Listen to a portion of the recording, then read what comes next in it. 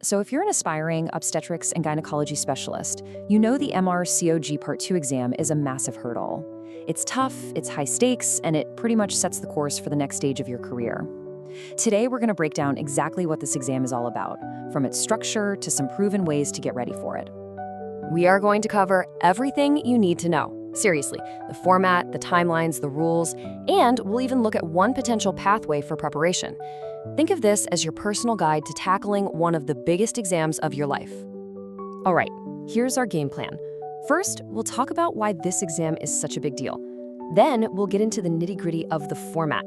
After that, we'll navigate the rules you absolutely have to know, check out a specific prep course, and finally, hear from people who've actually passed. Let's jump in. So what's all the fuss about? Well, the MRCOG, that's the membership of the Royal College of Obstetricians and Gynecologists, it's an internationally recognized qualification. Passing Part 2 isn't just a nice-to-have achievement, it's a critical step to becoming a full member and practicing as a specialist in many countries around the world. Okay, so what does exam day actually look like? You know, when you sit down in that chair. Understanding the structure is really the first step to building a winning strategy. Let's break down exactly what you'll be facing. Let this number sink in for a second. 360. That's 360 minutes, 6 full hours of examination time. This thing is a marathon, not a sprint. It's a true test of not just what you know, but also your mental stamina and how well you can manage that clock. And here's how those 6 hours break down. You've got 2 papers, both 3 hours long. In each paper, you'll face 50 single best answer questions, your classic multiple choice, and 50 extended matching questions, where you have to match different scenarios to a list of answers. Now, the Royal College even gives you a recommendation for timing, about 70 minutes for the SBAs and 110 for the EMQs in each paper. So yeah, pacing is everything. All right, it's not just about the content. There are some really strict rules and timelines that every single candidate has to follow. And trust me, knowing these regulations can save you from a world of pain and potential problems down the line. So let's get into it. This is probably one of the first questions on everyone's mind. So, how many chances do you get to pass this thing? Well, the answer really depends on your career path. If you're planning to get on the UK Specialist Register, you have a hard maximum of 6 attempts. Any more than that requires special permission. But for candidates not on that track, there's actually no limit. Oh, and here's a twist. This exam is connected to Part 3. If you fail Part 3 4 times, you have to circle back and pass Part 2 again before you can try Part 3 again. You know, the clock isn't just ticking on exam day. It's also ticking between the different parts of the MRCOG exams. You've got to keep the momentum going, and the rules are there to make sure you do. Right, so the timelines have changed a bit over the years. Here's the deal. If you passed Part 1 after March 2013, you have 7 years to attempt Part 2. If you passed before then, you had a 10-year window.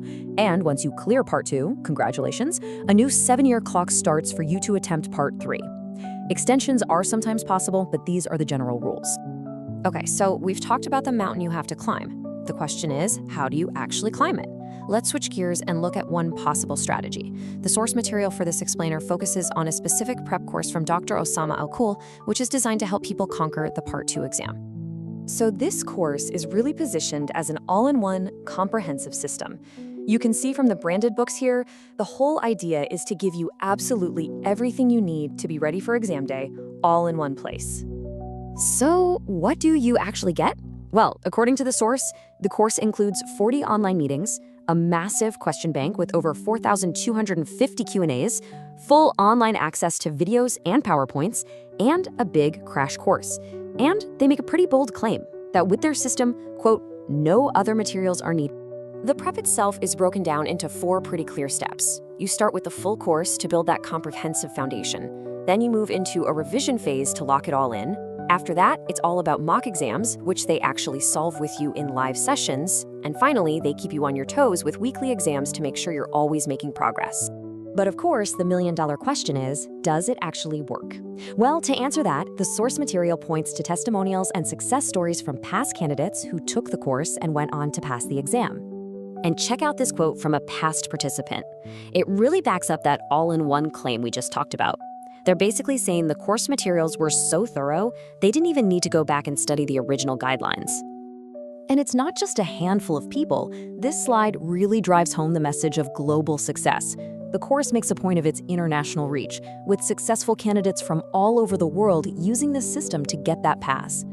So, if this particular approach sounds interesting to you, the source provides a direct way to get in touch. You can message Dr. Akl directly on WhatsApp for more information about the course. So there you have it, a look at the intense structure of the MRCOG Part 2, the strict rules you have to play by, and one very structured way you could prepare. At the end of the day, everyone's study journey is unique. Finding that perfect mix of strategy, resources, and just plain hard work is what's going to get you across that finish line.